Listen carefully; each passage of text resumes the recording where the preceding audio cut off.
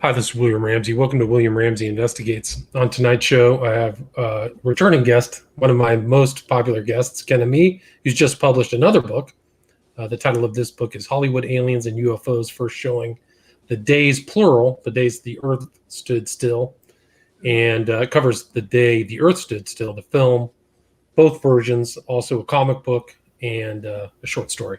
So we're going to talk about that. Also joining me is Chris Taylor from Don't Let Them Burn, and again, Zach from Indie Rock Dinosaur. So welcome to everybody. Ken, thanks for joining us. Thanks for having us. I usually do the preliminary for Thanks people for who don't having know us. your name, but I don't know if that, I'm sure by now if they listen to my shows, They know better. your website, truefreethinker.com, and Chris is don'tletthemburn.com, and Zach's, I forgot, yours is YouTube, Indie Rock Dinosaur. So anyway, Yeah, Ken, kind of on a standstill right now, but there's still Okay. 15 episodes. All right, cool. So, Ken, talk about what led you to write this next book, number 45? I don't know. I haven't counted in a while. But I'll tell you the truth. This past week I was editing 3 books, so I have a couple more coming out pretty soon here. Nice. Well, I mean, it's a fascinating book. It's really the classic, if not one of the most important science fiction films ever made. Still fascinating to watch. In fact, you'll note the quotation that I use in the front matter there is that the director Scott Derrickson said it's a sacred text for science fiction buffs. And what in his mind do you think makes it so sacred, which may not be the correct Well, so as term far as a project, I've written the book Transhuman Hollywood, and then reviewed various other movies. So I figured I would do a singular book on movies with alien and UFO themes. So this one, there it is. It's just a really quick read right there. Just no big deal, right? No, Easy. I'm kidding about Weekend that. Because what happened is I was writing the book of movie reviews, and when I got to page 500, I thought I better turn this into a series, because much less when I got to page 600. So I'm breaking it up into a series that are, I don't know, roughly shooting for about 150 pages. So they'll be frugal and they'll be a quick read. So this was the first one. And it was great because I was like you said, I was able to combine a review of the 1940 Hiram Gilmore Bates III story, Farewell to the Master, and the 1973 Stanley comic based on that, and the 1951 movie, The Day the Earth Stood Still, and the 2008 movie, The Day the Earth Stood Still. So that made up the whole book right there. And I think that's part of what is fascinating about it. In terms of a movie, it's early. It's so early that it's black and white. It also has some features that differentiate it from the original story. And then since we had a relatively recent follow-up, then we're able to kind of see how the story has, I know a lot of people would use the term evolved, but it's more like had been redesigned, as it were. So yeah, it's kind of a multi-layered story. There's kind of a lot of little things that you can catch in it. And even if you just watch it as is without really thinking much about it, it's really interesting because you have an interaction of an alien that comes to Earth, but also along with his robot. So that character is a whole different world, right? When you're dealing with an alien that's humanoid, looks just like a person, speaks our language, no big deal. But then you have Gort, a robot that does not speak. It does not interact on its own. It kind of follows orders, and it can blast your rear end if it needs to. So it's a whole other type of thing, right? Dealing with this artificial intelligence, and that too is a very early version of an artificially intelligent robot. So that's so many themes wrapped up in the first movie. And how much was the first movie inspired by the short story? Well, there is. Okay, so the one thing is in the original movie, a flying saucer actually descends to Earth. Okay, now in the newer version of the movie, it's not a flying saucer; it's a sphere. It's It's not a craft we would recognize as a craft, but it's a sphere with undulating light in it. And that's actually based on the original story in the comic book, where it doesn't descend to Earth. In the original story, the sphere just poof appears. It's just suddenly there. That's it. Mm. And so that's an interesting difference that was picked up in the most recent movie, getting that from the original story. So that led to speculation about, well, was this an alien coming from another planet, or was it time travel? What was it? It's so different that we would think of it in terms of like a dimensional thing rather than a planetary thing. But the main point of the original story, and sorry if you haven't read it since 1940, I'm going to spoil it for you. You've had over half a century. So it's called Farewell to the Master, because what happens in actually every version is that the alien Klaatu, he ends up getting shot. Okay, so what's interesting, incidentally, as a side note, in the original story and the comic book, it's some religious fanatic that shoots him. In fact, I can read you some quotes about that while we go along. That reminds me, was it Contact where the fanatic shoots or blows up the interstellar space? That reminds me of that. They also included kind of a religious fanatic. Yeah, I mean, you can't have any Hollywood movie showing a religious person being rational, you know. Right. They have to be insane or whatever. Yeah, of course. That's unbelievable. So there were also. I was going to say there are also some similarities to the alien to Jesus Christ. Dying. Okay, yeah, let's get to that though, if you don't mind. Let's work our way to that. Okay, all right. One thing I'd like you to touch on, Ken, is also the writer in the background, what led up to the first movie version as well. If you at some point integrate that. Okay, so in the original story, he gets shot because, quote, he was the devil. Don't you understand? God told me to kill him. God told me. Yeah. So this person is that was the comic, actually.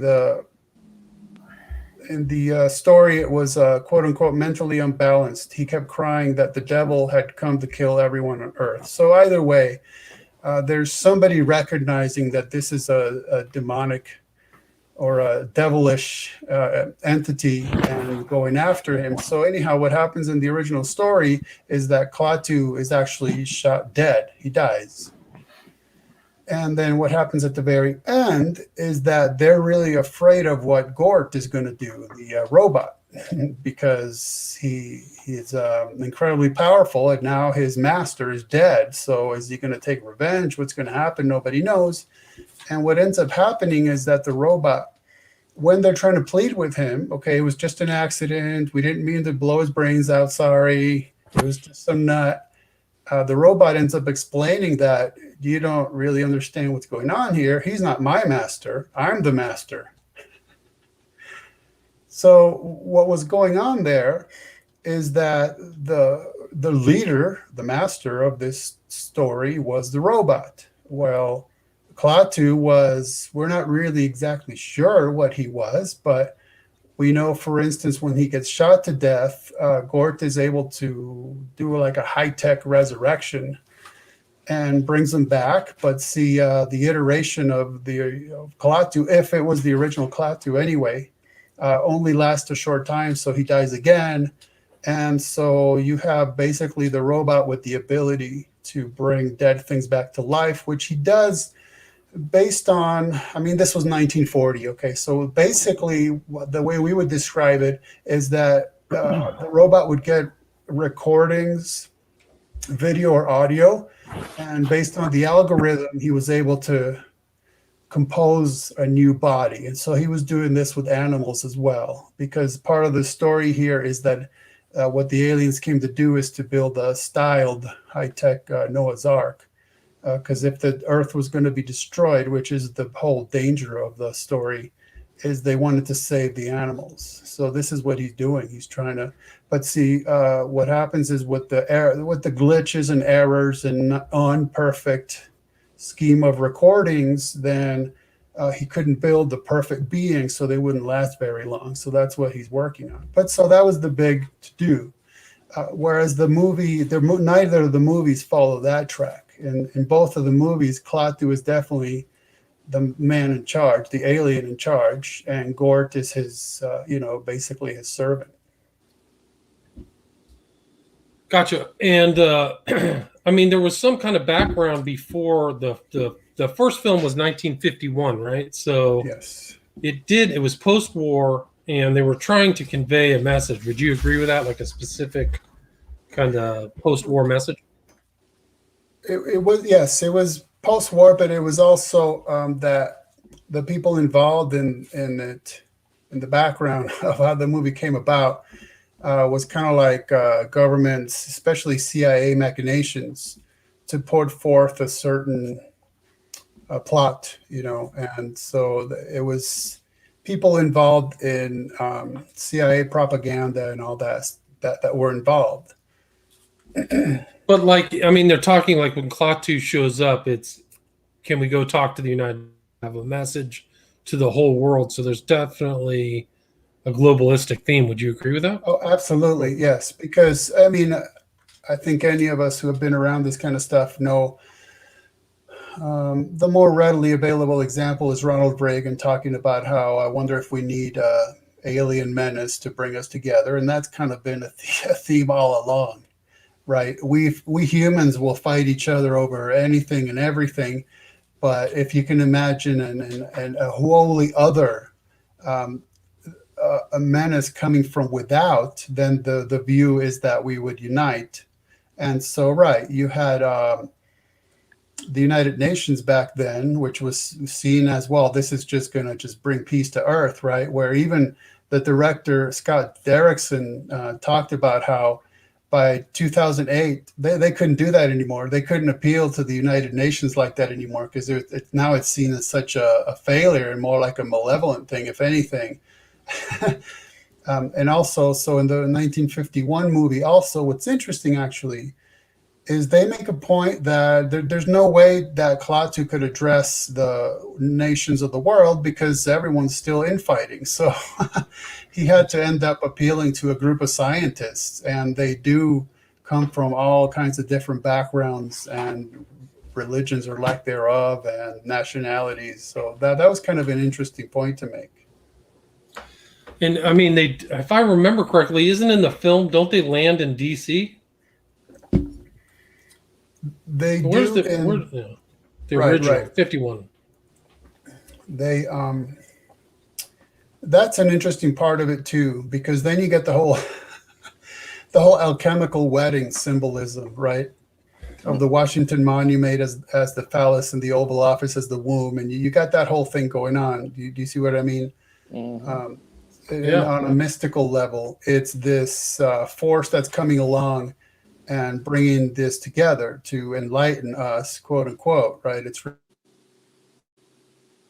really. I mean, isn't that like the message, like the subtle, right? The subtext of this whole thing is Americanism, right, globalism, post-war kind of triumph, and this is how we're going to reshape the world through this film. Do you think that's plausible? Like their intent of the writing and the production of the film? I mean, that is a trope, really, in alien movies. Even up until the very recent Arrival movie, which is exactly about that. It's about this menace bringing about a global government, or at least the hope for a global government. Yeah. Mm-hmm. And then how does, I mean, like what happens next in the film? So they show up, Klaatu has a message, he goes through the group of this, and then what happens? I mean, one of the key features is that he gets shot like instantly. It's like, welcome to America. Right. Here we spell out our welcomes in hot lead, basically. So that's one of the shocking things is finally we have alien disclosure. They're right here talking to us all, and boom, it gets blown away. So that's kind of something that makes a point, right? The point at the end of a bullet is you're sticking your nose in Earth business, and you got the business end of it. And so how is he going to come back from that? And so, like I said, in the original version, he dies and then comes back, at least temporarily. Whereas in the first movie version, he ends up in a hospital. And then we can jump over to what Chris wanted to discuss, because if you notice, he decides he wants to leave the hospital. Of course, they're not about to let him do that, but he escapes. And what he does is he grabs some clothing, and the name on the laundering tag is Carpenter. Right? So that tells us something. So now, Chris, why don't you tell us what that something is?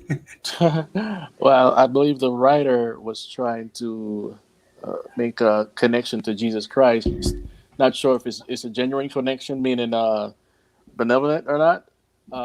Usually I see these type of characters as Antichrist, but with him dying and resurrecting, you got the name Carpenter, and there's a few other things that went on in there. So we spiritually draw from this character because many people have heard the Bible story, and even if they're not saved, they see the morality in what happened.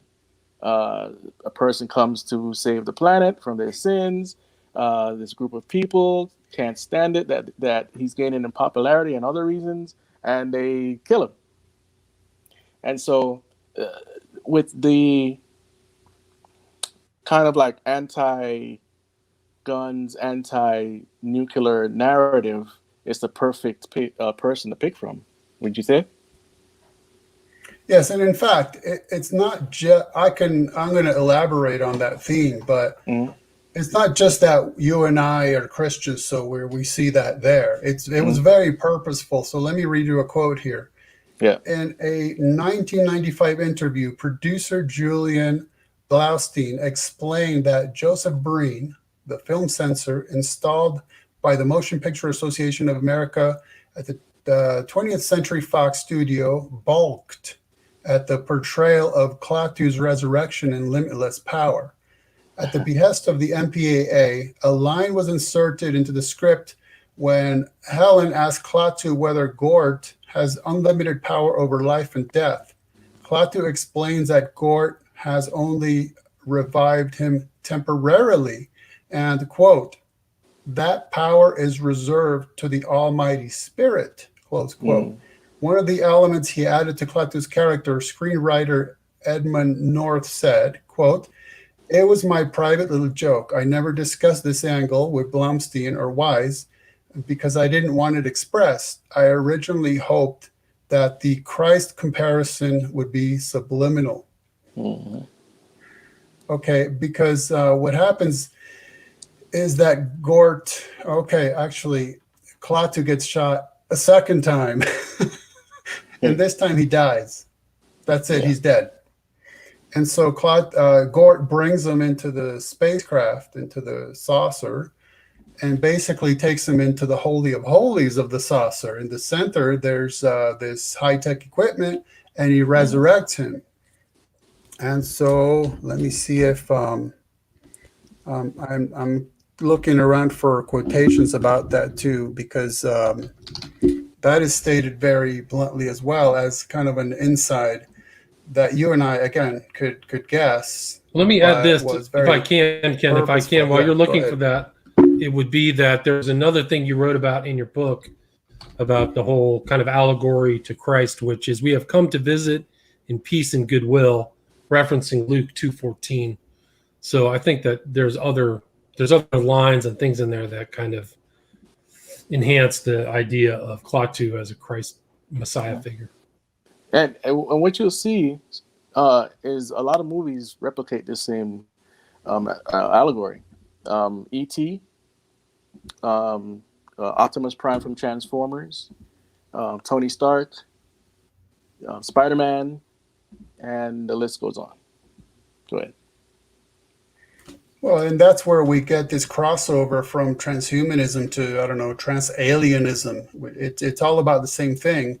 And I say it anytime I talk about it, it ultimately, or inevitably actually, combines high-tech evolution and occultism. There's no getting away from it. They're always tied at the hip. So essentially, the way there's actually a key distinction between the 1951 movie and the 2008 movie. So for one, in the original movie, as well as in the original story from 1940, Klaatu shows up looking human. That's it. He's exactly like us in looks, in appearance. That is how he is ontologically. He didn't transform into something humanoid. He looks that way, just like we do. Okay. In the 2008 version of the movie, we don't really know what Klaatu is, because when this sphere appears in the high mountains of the Himalayas, incidentally, so sort of like a very mystical context. Yeah. And there's an explorer there who chips away with its ice pick at the sphere and opens it, and then something just kind of happens, and he wakes up the next day. He notices a hole in his glove, and he takes it off. Guess what? He has a mark on his right hand. The implication is that they took a skin sample, but it could have been from anywhere, all over his body. It just so happens to be on his right hand. He received the mark. You guys know what's up. And so what they did is take genetic material from a human. So then years and years later, when the sphere shows up and lands, then this humanoid looking being comes out of it, gets shot, ends up in the hospital. And when they're examining it, I'll say it for now, they're saying, well, this is just some weird, it's not human, it's just some sort of gelatinous covering. But then they're realizing it's coming apart and it's melting, and they're digging into it, and beneath it is a human body. And then it grows exponentially very quickly and turns into a man. So we don't know exactly what Klaatu is, but his alien race was able to take this human genetic material and manipulate it and engineer it so that they could come here and they could very quickly look like one of us, so as to interact with us in a more comfortable manner. So that is definitely a key difference. Yeah. Interesting. That Tibetan mountain thing is very interesting, because Shangri-La is kind of like that heavenly place there, and people have traveled and lost their lives trying to get to this mountainous area, which they think they'll get to a portal where they'll see whatever that sort of heaven is. So it's very interesting. And you see that in. Go ahead. No, that's a very theosophical kind of idea, is that those mountainous regions, Tibet, are where those portals are, the ascended masters. Yeah. That's a real theosophical principle. Mm-hmm. And Roerich as well also had that idea. This was what did I say originally? Himalayan? I think so. Yeah, you said Himalayan. Isn't where that took place?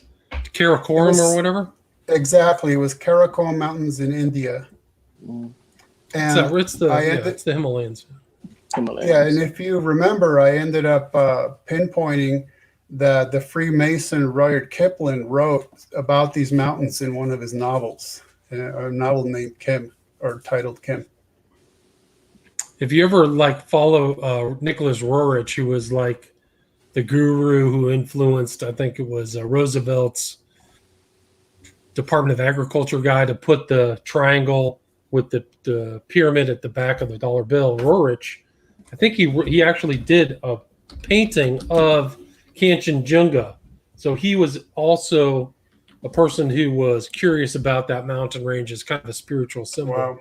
And then Kanchenjunga was something that Crowley tried to ascend on his first ascent, I think 1901. So just a little bit of history.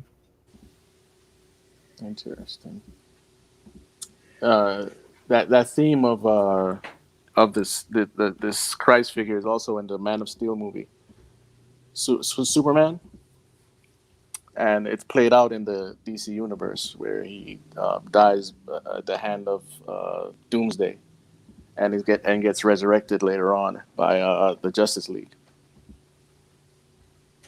That's right. And that was in one of the movies where the symbolism is even deepened by the fact that it's a form of baptism as well. Like they're holding him in the water when he resurrects. Oh yeah. I think Zach just watched this 1951 movie recently, right? Today, maybe? Yeah, today is actually the first time I've seen it. Wow. Any observations? I'm kind of annoyed the Carpenter thing totally went over my head. I mean, I definitely thought that he was, they were presenting the alien dude as a Christ figure, but I can't believe that I thought that, but then missed Carpenter. Yeah, it was just kind of your typical thing. You see that all the time, and especially reading Ken's work, where he just points out so much of it. It's kind of just like one in a long stream of like things just like that. It's sad, kind of. But isn't the robot, doesn't it remind you of Iron Man? Like they took that idea right away from him? Is that true? I can't remember when Iron Man was invented, but I'm not sure if it's a duplicate, because back in that era, that was kind of one of the themes in a lot of these books, like the Iron Giant. You'll see it a lot in sci-fi movies. A lot of these artificial intelligent robots. It does look like the Iron Man costume. Well, a little bit, not necessarily direct, but good. It fits it enough. The robot's like a golem figure. You guys agree with that? It's so interesting you say that, because in my book, The Golem Goal, I kind of went into that correlation between Golem as artificially intelligent to then just a modern day version of the Golem, which would be a robot. And in fact, in 1919 is the first time, as far as we know, that a story was written where a golem is actually made of metal and has gears. So it's basically is a robot. 1919. Yeah. And then, of course, 1927, we all know of Metropolis with the famous robot. So that stuff was around relatively early in sci-fi. Don't forget Greek mythology. Greek mythology, you have a lot of automata and mechanical devices going way back to whatever level of, some were just kind of gadgets, but mythology contains them doing a lot more than just kind of spinning around the room or whatever menial things they did. The owl from Clash of the Titans. Yeah. Right. Oh, and if Zach, if you like the Carpenter thing, when it's first being announced that the flying saucer has landed, they're showing images from all around the world, people listening in on the news, and there's an image of Italians listening in on the radio. And I noticed that a building behind them says El Deville, ELDEVILLE, which I just read as El Devil, right? Yeah. I mean, it was kind of obvious to me, this devilish thing, whatever it is. Yeah. It's like the lady from 101 Dalmatians. She shared the same name. That's right. I forgot about Deville, yeah. Mm-hmm. But I mean, this film also is kind of like it's very influential, and even some of the terms or the words used have disseminated through other science fiction films. Don't you reference that in the book? Yes, I noted how when I watched the original Tron movie, I happen to notice, because I have a trained eye by now, that, and there's just a scene of an office, kind of really quick, but I noticed on the wall of the cubicle it says "Gort Klaatu Barada Nikto," and that term also came up in Star Wars, and it came up in what is it? Army of Darkness. Army of Darkness, yeah. So it's kind of become a very famous trope. Klaatu Barada Nikto.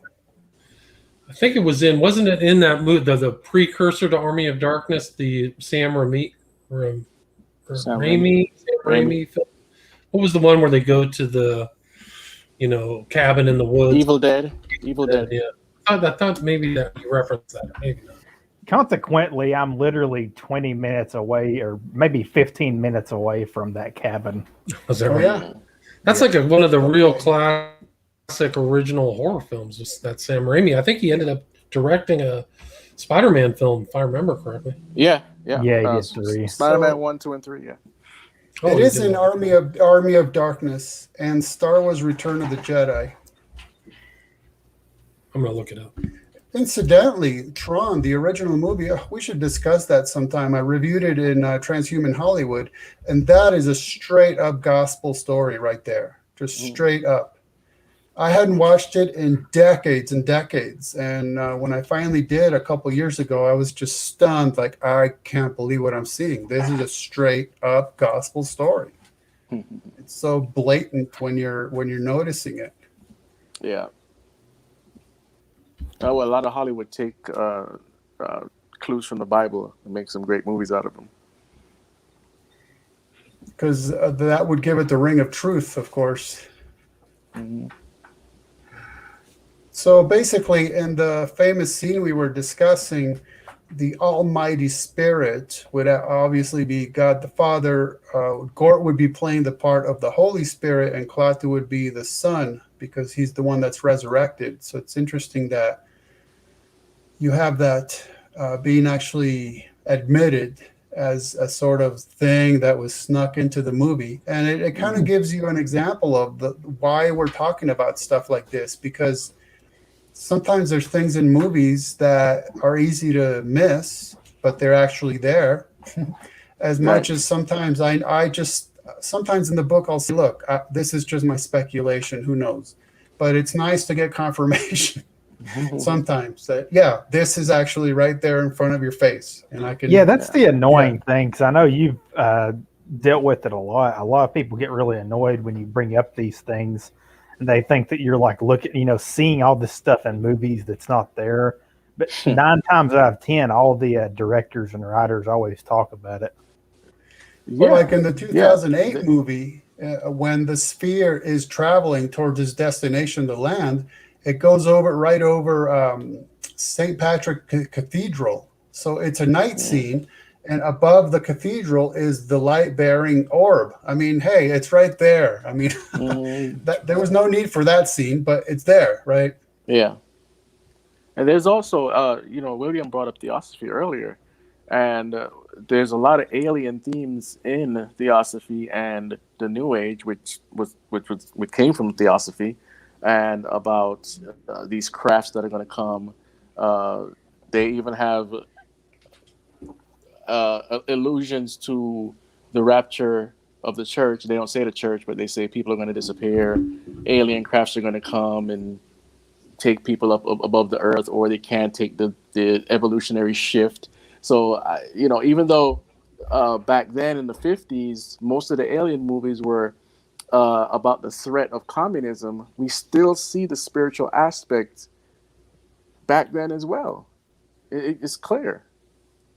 And also in the 2008 movie, when the spheres, because there's spheres all over the planet, it just so happens that the alien comes out of one of them.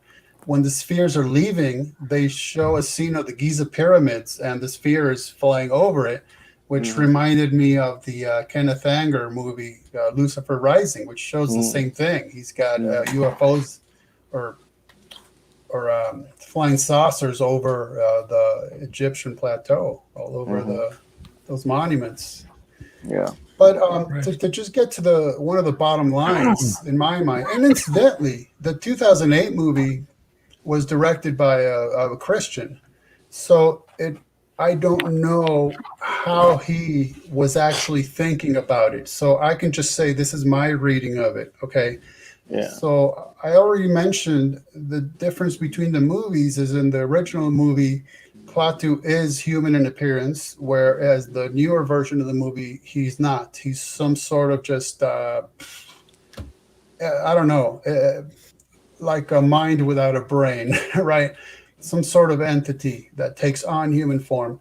But the bottom line is, in the original movie, Klaatu's purpose for coming to Earth was to deliver a message, which is straighten up, or that's it. You're goners. You're going to be destroyed. Okay? So I'm here to deliver this message of repentance, essentially.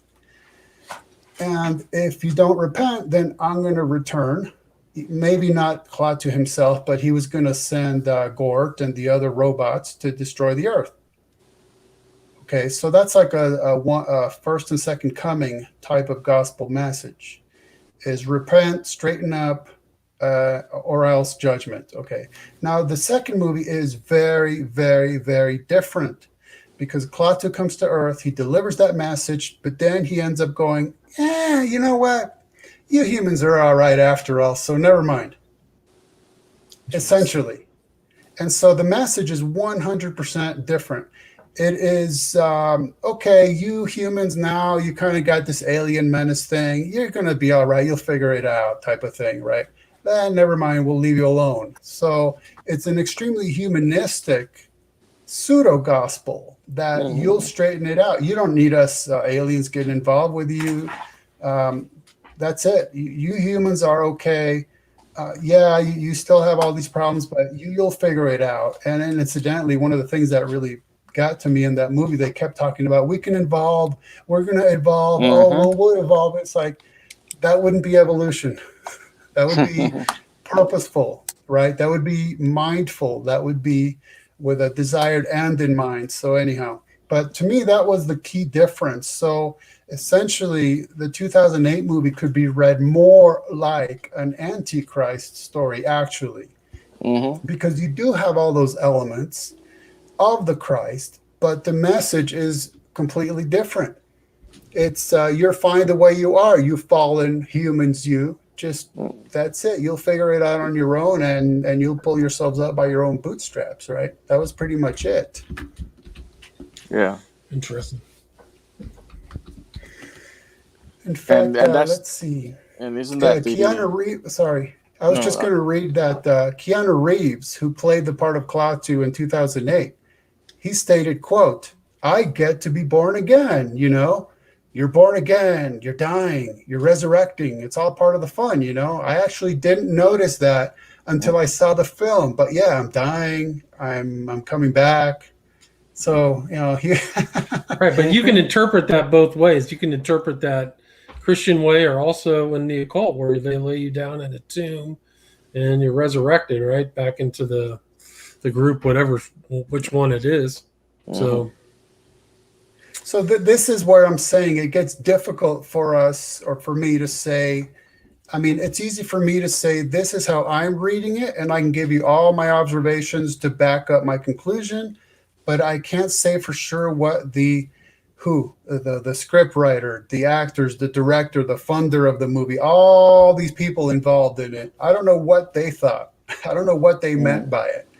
But it's interesting that even an actor who was there making the entire movie ends up sitting down to watch it and goes, "Hey, I just noticed something." Yeah. It's interesting. Yeah. I mean, you can also look at the context of those films made in such a different era, right? The post-war era, and then the kind of new millennia era, where there's almost none of that kind of, Christian kind of biblical outlook, which is probably why the 2008 version, like you said, has this kind of, hey, everything's okay, you'll be all right, you'll just have to change yourself, instead of you better change or else, right? Mm. And I mean, it is remarkable that this story, in one form or another, has traveled from the 1940 all the way to 2008, and it is fascinating how long it has stood out as a story. There's very different elements originally, but still, that we would have such an interest in what would the appearance of an alien, okay, one of those tricky words that could mean so many things. What would the effect be of it coming to Earth? And yeah, what about the 1940s and 50s, where even though not every United States citizen was a Christian, at least there was a common understanding that there's a Christian ethic, to then traveling on into the future, where it's like, hey, now we're seeing the result of our culture losing that ethic. We're seeing it around us every single day, to the point that it's just like, I think you hit the nail on the head, William, where the message would be radically transformed, even though the people involved in it, from the Christian director to Keanu Reeves, who could later recognize that in the movie, still would portray a very different message. That's why I ended up saying the story changed a lot in its premise, in its ultimate point between the two movies. Now I didn't. I watched the movie one time when it first came out, but I remember there being a strong environmentalist green theme in there. So you watched the 1951 movie when it first came out? No, the the one with Keanu Reeves. Not even William was around back then. Hey, man, I'm pretty old. There are definitely those concerns, and that's part of why the aliens are here, because they could have just wiped us out. But besides delivering the message of you better repent, essentially, that is part of their. In fact, the 2008 movie contains a whole narrative and a discussion about how unique the Earth is, right? And how it is able to sustain life. And that is why they are collecting samples. Like I said, it's like a neo version of a Noah's Ark. What the aliens are doing is like, okay, if you humans are going to destroy the planet, or we're going to do it for you, either way, we want to preserve all these life forms. In fact, guess what, Chris? You're going to love this. That's the theme in Childhood's End also, right? They collect all the... Yeah, there you go. I knew you were. And also, Knowing. You've seen that movie? Yes. Okay. The same thing, the chosen ones, and they got to collect all these kids, and it's the same. And Knowing, Nick Cage. Yeah. The alpacas. That's actually from space, but still. That's just 1 year after the redux of the day the Earth stood still. So that was 2009. Knowing. And right. Sorry, not to cut you off, but the theme of Childhood's End, if you do a search, you'll see many books with the same theme, and comic books like the X-Men going off of that original theme as well. See, I consulted with William, if you remember, William, a couple of weeks ago, because I was writing my review of Childhood's End, which will be in this series of books, by the way. And I was talking about how, Childhood's End, the novel, is based on Arthur C. Clarke's short story, The Guardian Angel. Right. Okay, it's so in that's 1950. why I ended up... Right. Yeah, I ended up talking to William about how in occult magic, there's the concept of the knowledge and conversation of the Holy Guardian Angel, right? Right. And so that's why I asked you, can you send me the quote from Crowley where he admits who his quote unquote holy and quote unquote guardian and quote unquote angel is? And it's not holy, it's not a guardian, and it's not an angel, right? Yeah. It's Lucifer himself, right? So what does that tell you? That the story is basically about alien that comes to Earth, radically changes our children and takes them. Pretty much. It's actually, the Childhood's End is very sinister. If you Yeah. really kind of take it apart, very sinister. Childhood's End, man, it's basically got it all. It's got it all. You know, it's got this extremely disturbing aspect that I just mentioned, which is aliens wanting to be involved with our children and taking off with them to places unknown, away from their parents' supervision and sight. Yeah. And the whole concept, of course, the big reveal that the aliens in that version look exactly like, not biblically accurate, but creepy medieval versions of what the devil and demons look like, you know. So that was just so fascinating. Incredibly disturbing. And Arthur C. Clarke too was totally networked, was friends with all kinds of occultists. So he definitely had the illuminist understanding of the world, I think. I don't know if you guys seen. I can't remember the name. Geez, I'll try to find it.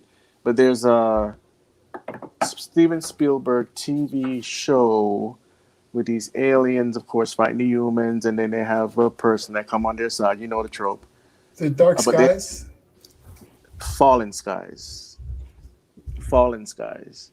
The same themes are in there too. Chosen ones, good alien, good cop, bad cop aliens, mixing alien DNA with ours. Also, everything is in there. And I know I mentioned this anytime we talk about aliens and movies, but in the revamped version of the TV show V, which was really short-lived, by the end of it, the aliens were constructing a machine that would extract the human soul from our bodies. Yeah. And how they trick them. Life-saving technologies. We'll cure cancer. It's always that. It's always that. So in Childhood's End too, is we're basically going to make you fat and happy. We're going to have you keep busy what used to be called bread and circus. Meanwhile, we're going to turn your kids into psychics who have all kinds of paranormal abilities, and then we're going to just take them off the planet and blow it up. You're all dead. Yeah. Wow. Thanks. All the programming makes me wonder if we're actually going to see something like freaking fake staged alien invasion soon. I know that's the thing like everyone's always talked about. I just wonder if it'll actually happen. Maybe they're faking it right now. Maybe a lot of that stuff you see in the comic culture is totally faked. Oh yeah, I think it is. I'm talking like a big event, like where they start. Right. Well, there was a Project Bluebeam or whatever it is. I think it's coming. I can't tell you when, but I think it's coming, and maybe not now. Maybe after the rapture. I don't know, but there's three forms of these things. You have demonic activity, you have governmental spacecrafts, and you have hologram technology. That does exist. You just have to do the right research to figure it out. On the subject of science fiction, read this book, 2012 by Whitley. Ridley Scott? Look at even the numerology. This guy's like. Whitley Scott. 11 on December 21st, 2012. This. You're breaking up, William.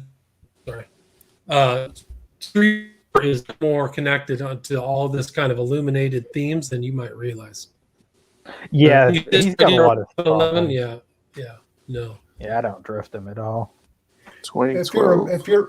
If you recall, William, I started the book, and I'm going to do this with every book. It's not just about the movies, but I'll provide some background. So in this case, it started with a chapter titled 2020, the first year of the rest of our lives, where I just kind of chronicled throughout 2020 the numerous news reports from mainstream sources. I didn't even bother with the French stuff, the mainstream media telling us time and time and time again about alien life. We're hoping to find an alien life. Maybe we found the alien life. Let's look here. Let's look everywhere. Yeah. And then so that's one of the features that I want to put into these books is some kind of background information on technology and just what people are claiming about alleged real life alien and UFO stuff, along with the actual movies. Yeah, because these New Age ascended masters, so-called whatever, we just call them demons, keep telling these New Age writers since a long time ago, but more popular in the 70s and 80s, about these crafts that are going to show up. So why do they keep repeating this theme in these books? Because I think they have a plan to do something like that, to fool the world. It's not far-fetched when they keep repeating it. And another thing, sorry. They're acclimating it. There's engineering people, right? Socially engineering, acclimating them to that. Yeah. All I was going to say is I appreciate your qualifying terms, because I'm definitely not predicting that will happen. But could I see that happening? I could see it happening tomorrow. Yeah. And also another running theme, which is in this movie, is the disarmament of, nuclear weapons or whatever weapons. This is, I'm not sure how much you've read about Admiral Byrd, if you believe it or not, but his story is the same. Disarm the weapons and bring us into an age of utopia, get rid of the Christians, and form a one world government, and on and on and on. These are constant themes, even in Star Trek. Yeah, talk about UFOs, communications, all that stuff. This is it. Contact in the desert. You can just kind of go down the list. Suspect. Crazy. There's old Strieber.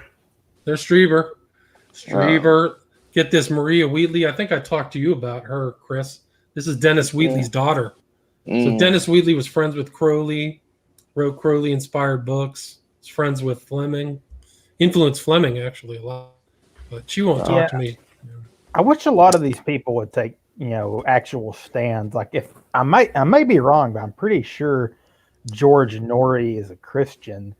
And it's like, why does he surround himself with this obviously demonic New Age crowd? Stephen Greer, man, watch his stuff. Holy smokes. Yes, I'm telling you, Stephen Greer, man. Yeah. His last documentary, if you've never seen it, it blew the lid off a lot of things, man. Yeah, if you remember the last time we were together, we talked about him as being the new L. Ron Hubbard, essentially. Oof. I don't know what happened to Enda, but he used to be, I think maybe 2021. Oh, this is the 2020 speakers, so the new ones of this year aren't announced. But Lavenda used to be in this crew. Now, what's interesting about Strieber is he's kind of constantly revising or revamping what is actually happening to him, and he's guessed everything. One of his first conclusions was that it was demonic activity. I mean, he used the term demon himself. That's what he said. Yeah. And then he also tied it to MK Ultra. He claims to have been a victim of the CIA's mind control experimentations. And then, ever since his wife passed away, like his latest book, he claims that they co-wrote it posthumously. Okay, he claims she helped him write it after she died. All right. Now I tell you, I've heard of ghost writing, and this is ridiculous, But the thing is, what Strieber is saying nowadays is that he suspects that the whole issue of interacting with what he calls visitors or grays is actually about interacting with the dead. That's his latest thing. So it's basically a form of high-tech necromancy. It's just that's all it is by any other name. Yeah, and he was in. I think he was either associated with or in the Process Church Final Judgment. So back in the '60s in London, I know he was mixing with that crowd, but I don't know if that's been confirmed. I know I touched upon that lightly in my book, 50 Shades of Grey Aliens, because I have a whole chapter on Strieber in there. Wow. So the you said there was a comic book? Yes, 1973. Oh. And the stories are pretty similar until it gets a little liberal in the 2008 version. So the comic book is essentially loyal to the 1940 story, Mm-hmm.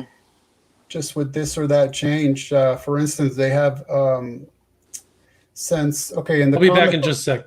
yes, in the comic book version, when Klaatu is killed or murdered, then Gort just stands still, and he just stands there for months. He doesn't move. So they build a whole structure around him that's part of the Smithsonian, and they turn it into a display. So that's kind of a unique thing about it, is because then somebody ends up figuring out that, wait a minute, he's been moving. He doesn't do it during the day when people are here, but at night he does it, because what he's doing is going into the sphere and conducting these experiments, trying to bring these animals to life via, again, the audio and video recordings, what we would call deriving algorithms from them and trying to build these forms of life. Then the movie in 1951, it really did change it a lot. Like I said, the craft is completely different. The craft is a saucer and it lands, where in the original story it's a sphere and it literally just appears. Right. And then again, there's the shift in power, essentially, with the robot being the servant rather than the master and all of that stuff. That's the important thing right there. Sorry. That right there. There's something important in that. Because what we're seeing, whether it's in science fiction novels, comic books, or whatnot, and this is bleeding over into the real world, is the dehumanization of humanity and the humanization of robots and deification of artificial intelligence and robots.